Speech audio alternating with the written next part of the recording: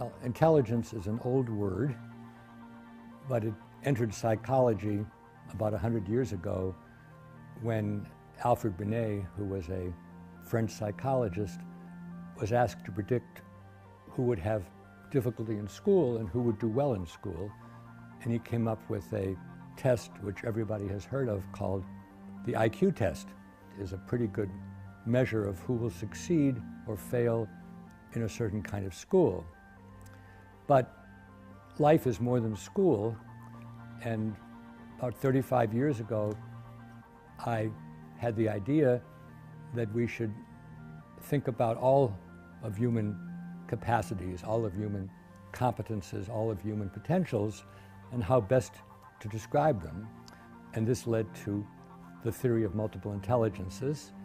And looking back at what Binet and the IQ test tested, it's basically linguistic intelligence and logical intelligence.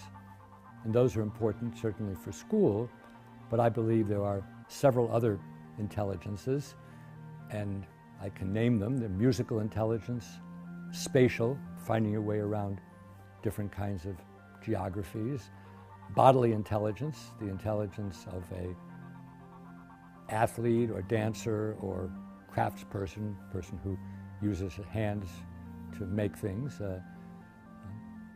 personal intelligence, understanding other people, understanding yourself, and what I call a naturalist intelligence, the ability to make distinctions in nature between one plant and another, one animal and another, one cloud configuration and another.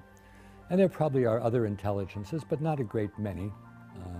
I think there may be a teaching intelligence, a pedagogical intelligence, and there might be what I call an existential intelligence, an intelligence of big questions. But I'm not in the business of naming intelligences anymore.